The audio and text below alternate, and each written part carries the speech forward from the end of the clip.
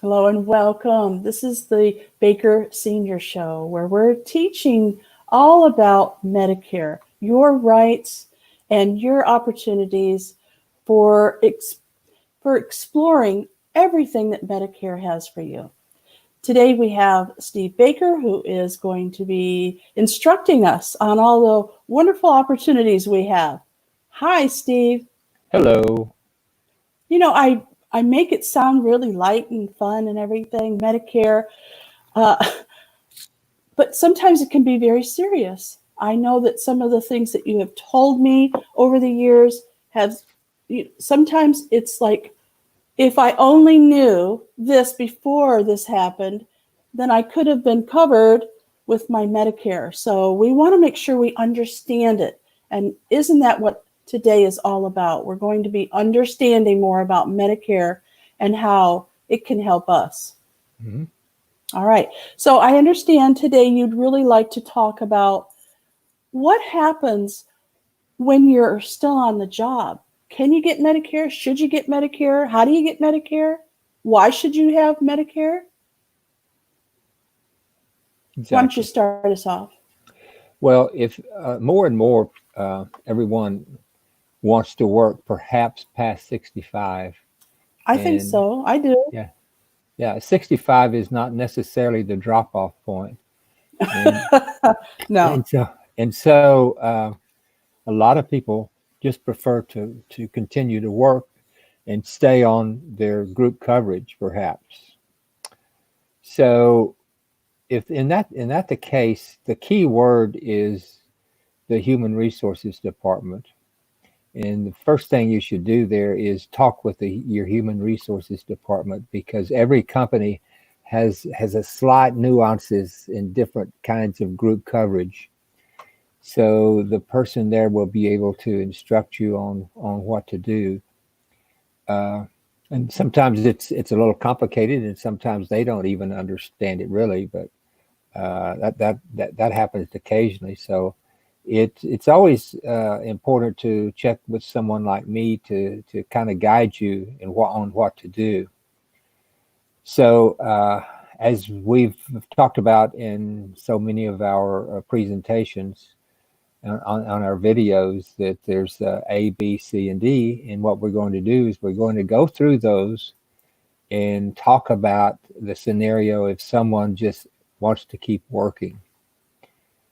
Not So only wants to keep working, Steve, but a lot of times people have to keep working in order to live the lifestyle that they've either become used to or they want to stay in, yes, till the end. right, Let's put it that way, right? We and need to work sometimes, yeah, or we want to work. and if they're a positive situation, their boss or their manager really likes them and wants them to stay, and they want to stay. So there you go. So now what do I do about my Medicare? So let's talk about A real quickly. I think I've mentioned in some of my previous videos that Part A is essentially the hospital coverage only if you have that. And there are two scenarios. One is if you're already taking Social Security, and sometimes people do, they take it what we call early at age 62 instead of waiting to age 65. If they're already taking Social Security and they're working, uh, then there's a limit. There's always some complications and detours and things people need to consider. You can only earn a limited amount of income up until age 66. So it Now, might. you said Social Security. Mhm. When you're taking Social Security and you're working, can Uh-huh. you explain that a little more? I'm not really sure where that comes in with the Medicare. Well, Social Security, of course, is another government group unto its own, and they have their own rules and regulations and so forth. You can, at age 62, you can decide not to take your coverage and just continue on to age 66 or 67 in that range, and just put your Social Security payments in abeyance, and by the time you get ready for it, you'll get a considerable amount of money, more money than you would if you took it at 62. But if you do not take it, then nothing will happen. But if you do take it at an earlier age, you will receive a Medicare card, and I'll show you what that looks like. What we call the red, white, and blue card. Once you Can you take the red, up white, a little higher? yeah, Oh, there you how's that? go. It's upside down, and no, you're there. You go a little higher, a little towards. There we go. Okay, I That's recognize what you that.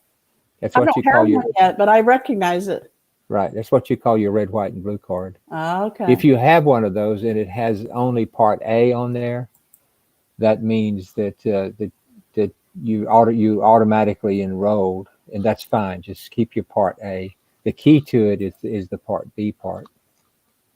So once you have your Part B, I mean, you just stay on that plan, and don't take your Part B yet until you're ready to completely enroll in Medicare.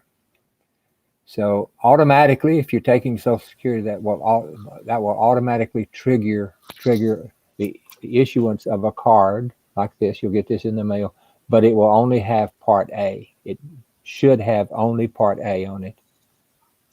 If it has Part B, then you need to notify Medicare right away and tell them that you're not interested in taking Part B just yet because you're continuing to work and you have your group coverage like you've had for years, and you all that set up, and they'll take care of that for you.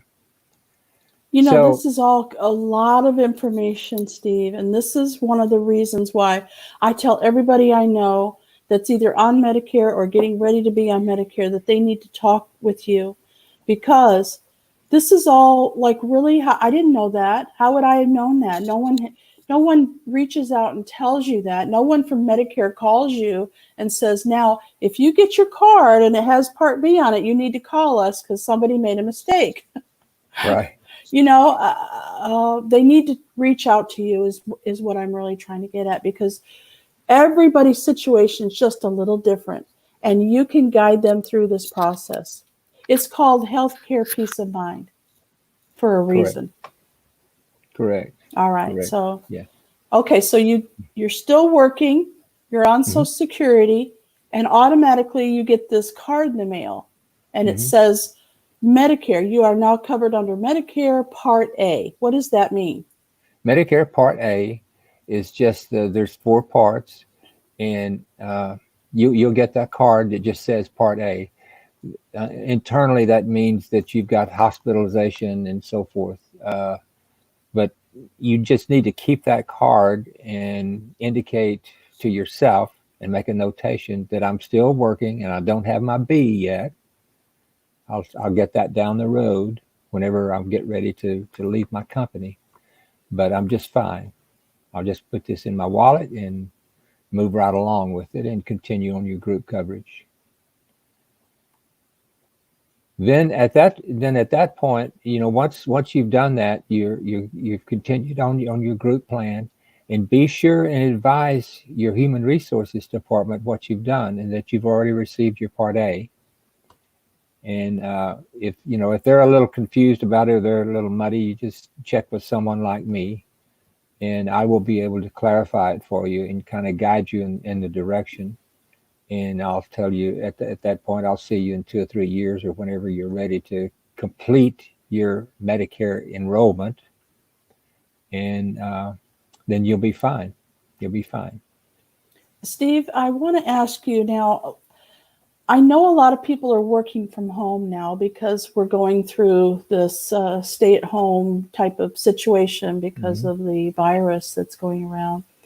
Uh, a lot of people have been laid off, or they're working from home and they haven't been laid off. Does this have anything to do with Medicare? What if all of a sudden you're laid off? Are you still covered? What happens to your Medicare Well, when well, you're laid off? typically you've got about another. If you're laid off, there's two terms they use. One is furloughed, That means technically you're still on the payroll. You're just not receiving a paycheck. That's a furlough. And laid off means you're done. You're fired or you're left or whatever. So you need to first make a determination if you're on furlough or if you've actually been laid off. Does that affect the Medicare at all? It does if you're of age. If you're 55 or 53 or 40 or whatever, there's no worry about that. I mean, Medicare is not an issue, but if you're 62, in that range, 64, 65, maybe even 67 or so, you really, really need to check with someone about where you are, what you need to do, and call me, and I'll be glad to explain your situation and give you advice on what to do. See that sign that's right below Steve? Health care, peace of mind. No matter what's going on, you can call Steve, and I have his phone number up on the screen. And for those of you who are listening to the podcast, let me just tell you what it is. It's 832-754-3292. I want to live a happy life. I want to have a wonderful family. I want to have a great job and everything. But there's all these other things that can bring you down. And one of them is all the misinformation that we get about our health care. So I want people to know that you're friendly and that you'll be able to answer their questions, especially as they get closer and closer to Medicare age. I know that if I didn't know you, it would be really stressful, especially when I get this card in the mail at 62 years old, wanting my information because I'm getting ready to do Medicare. What? I'm only 62. I got nervous when I saw this, and I relaxed immediately because I knew Steve I would explain it to me and figure out why. It looks very professional and like I should do something. I should put my phone number in there. Right. And I think I'd like to emphasize that if you see my name there and you see a phone number and you dial that number, immediately you're going to say, "Okay, he's going to try to sell me something. I know, I know, I know." But that's not the case. I've been doing this many years, and I don't need to sell you anything. But I will answer your questions, and if it results in me helping you, then I'll be glad to do that. But mostly you need to talk with me just for information. Ask me the questions and to the best of my ability, and if I don't know the answer, then I will be sure and check on it and get right back with you. But there's no indication that I really want to quote sell you something. I just don't. I mean, but I'll be able I, to help you. I will agree with that. I've known Steve for a long time. I've given him referrals to people, and I just know that he takes really good care of his clients. As a matter of fact, I'd like to have some of your existing clients on the show so that we can talk to them about how well you take care of them. Wouldn't that Uh-huh. be a great opportunity? That would be, no doubt Oh, about it. okay, so let's continue on with our conversation about as we're still working and we're Medicare age, what's Hmm. happening to us. Right. Okay. So we may or may not have our A yet, but we want to continue to work, and there's two or three different ways the human resources department may want to handle that, and I'm not getting into the complications of that. But once you've told the human resources department what you would like to do, and they've told you what to do, then you can move forward. You can call me and check the information, and I'll say, well, this is what they told you, so that sounds right. So you just ride along, and then when it comes time, then you can either give me a call or call anyone, basically. But I'll be glad to help you at that point. So you need to be assured that you're in the right slot in order to keep working and receiving your benefits from your company if that's what you'd like to do. Now, Steve, what happens if you're working for a company and they remove all the benefits, like the healthcare benefits, and they just say, "Look, we want to continue on, but we're no longer going to be able to offer any kind of healthcare." Does that Mhm. affect the Medicare? Well, it's like almost anything. There are rules and regulations on what they can or cannot do at that, for to remove some people. They just can't arbitrarily, for the most part, they just can't arbitrarily say, okay, we want you to keep working here, but you're no longer having benefits. No, Oh, that that just will can not work. happen. Okay. That Well, really you can cannot tell I happen. haven't worked for corporate, so thank goodness. So All right. So, but if you're working and they've never offered any kind of health care, you can still get mhm, on Medicare by yourself, right? You don't have to sure. have an Yes, HR department helping you, right? right, exactly. Okay. Because Exactly. I know a lot of people are working part time and they're Uh-huh. working for companies who don't offer health care. Right. So then instead of working with HR, they call you. Correct. Okay. Correct. All right. I'll be glad to guide them and show them their options at that point. Okay. Now you said there was a part A, part B, part C, and part D. How does that play into this while we're working? Well, Part A is just to review real quickly. Part A is once you get everything up and going. Part A pays for the hospital, pretty much the room only. I always tell people just it's sort of like rental. There's some other things that enter into it, but I won't go into those. But there's some benefits with Part A, but mostly it pays for the hospital room whenever you're admitted into the hospital. Okay. So Like room and board, it's the room. it's a room. Once once someone comes in the room, they're not just going to put you in the room and leave you there 3 or 4 days. Somebody's going to walk through the door and they're going to do something. They're going to take your blood pressure. They're going to take some blood. They're going to do a test. They're They're going to going to do this. torture you a little bit. Yeah. They're going to torture you a little bit. So that's Uh-huh. when your part B kicks in. Okay. Let's talk about B. What is B? B is everything else. It's a doctor's visits inside and outside of the hospital. It's MRIs, CAT scans, X-rays, all of that different stuff that you need to go through. I did a CAT scan on my brain because they thought my brain was going crazy, which is not true.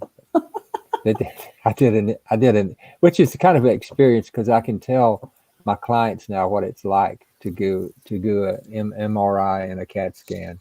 So that would be covered, and I was fully covered with Medicare and a supplement. So there were, as we talked about the other day, there's no worries. I just said okay, whatever. So they did that, and so far I haven't received a bill, which I don't anticipate I will because I had Medicare and a supplement. Now, So you had Medicare Part B, which covered I had that. I had A, B, and a supplement. Oh, okay. Yeah, And a supplement. Okay. right. So where does C, D, and supplements come Okay. into? C is the Advantage plan, and that's always an option. And I'll be glad to explain fully what the Medicare Advantage is. So that's Part C of Medicare. You cannot be on supplement and a Medigap or Medicare supplement at the same time. You've got to have one or the other.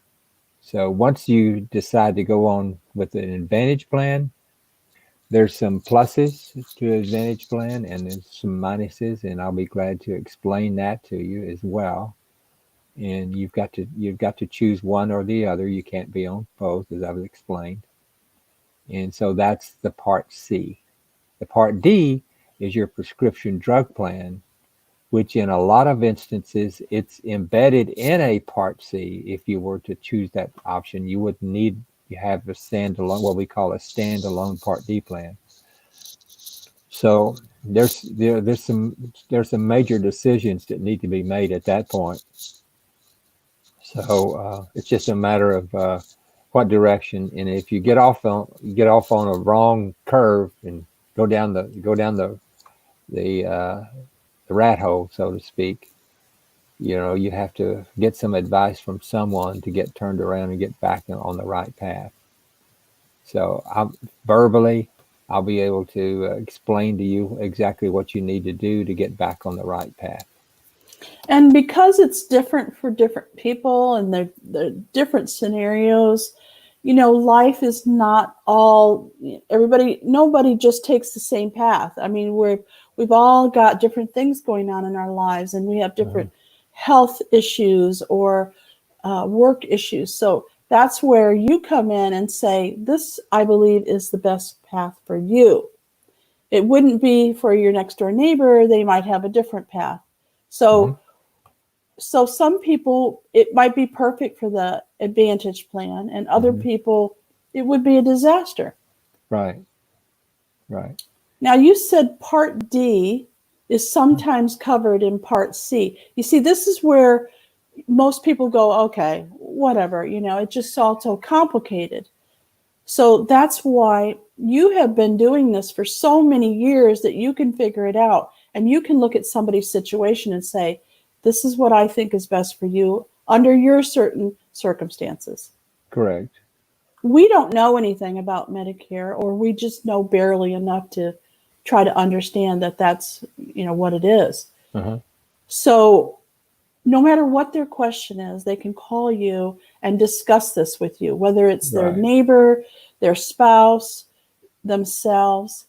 Um, and even big corporations could have you come in and explain it to the people that are turning 65. This is Hmm. something that Steve offers, that if you're working in a situation where you want more information and all your buddies want it too, you're all Hmm. turning 65 next year and you want to know more, you could talk to your HR department and they could reach out to Steve, and Steve would come in and educate everybody all at the same time. Hmm. Right. I can do that. Not only I can can you do do that. it, you want to do it. Yes. So if you have a corporation yourself or you're working for somebody, talk to your HR department and have them reach out to Steve. And I'm going to put his phone number back up here so that you can think about this as you're going into work. Now, you're probably working from home right now because of the corona, but soon you'll be going back in and you can talk to your HR department. It's 832-754 3292. So Steve can work with you individually. He can come to your place of work and educate everybody all at the same time. And I think it's a great opportunity. This doesn't come along very often, that somebody is as friendly and as knowledgeable as Steve is about a topic. And this topic is very important to us as we get to the Medicare age. What else do you want us to know, Steve, about this, while we're working or continuing to work after 65? Well, it's important, and I'd like to underscore again. Everybody's situation is totally different from someone else. So I've been doing this a lot of years, and I'll go talk with someone, and they'll say, "Well, this is what I did. I bought this and that. I bought this and I bought that." And I go, "Well, who told you to do that?" And they'll say, "My neighbor told me to do this."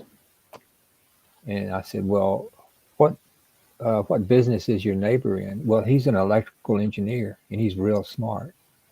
So he's the one who told me to do this." So I said, "Well, he probably doesn't have an insurance license, I would suspect. If he does, that's different, but I suspect he does not. He probably has an electrical engineer license, but always check with someone who's knowledgeable about your situation, knowledgeable about Medicare and your options, and then someone like me, and then I will be able to guide you and say these are your choices. You can take one or you can take the other, depending on your circumstances. A lot of it has to do with your income, how much income you have. A lot of it has to do with your health. There are some rules and regulations about when you can apply and under what circumstances. So there's a lot of variables there, and of course your age has a lot to do with it as well. So One of the things that I've heard you say that I think is really important for people to understand is if you make a decision based on your limited knowledge or your neighbor's limited knowledge of Medicare and your certain circumstances, is that you might make a choice, and if it goes too far, if the time lapses, you can't do anything about it. You're stuck. And I've mhm. heard you say that before, Steve. If you make a decision to be on a certain type of Medicare or an Advantage plan or a supplement or something, and it goes beyond a year or after your birthday I mean, there's time limits, and then you're stuck with your situation. And then if you find out it's not right for you, it's too late. So the best thing to do would be to call Steve before you make your decisions. Yes, well before your 65th birthday, preferably, Mm-hmm. so you can have a little time to digest it all and decide what you'd like to do. But it's important to think about it and make sure that you have plenty of time to digest it. And that's that's the best scenario. If someone has been 65 a few years and they haven't done anything, they haven't talked to anyone, then that is a situation that's probably going to end up being, if not a disaster, it'll be extremely difficult to get everything done. And again, there's a lot of variables: your age, your health, your financial situation. All of that fits together with the various options that are available according to the rules and regulations of Medicare. You know, I'm going to put this in a perspective of how I think. Okay, so I went to a guru and I said, I really need to do X, okay? And I would like to know the best way for me to do that. And I was given the opportunity to know everything. And after we're completely finished with this scenario, I was more confused than ever. I would rather you tell me about my scenario, okay? Right, Not everybody's scenario. What about me? What's the best right. way for me to do it with my knowledge, my income, my Health, age, your health. my health, all the different things that affect me? Not everybody in the world, or the United States, I should say. Medicare is only in the United States, right? Right, But don't confuse me with everybody's everything. Tell me the path that you think I should take, and that's in my career. I'm in technology, and so that was my path.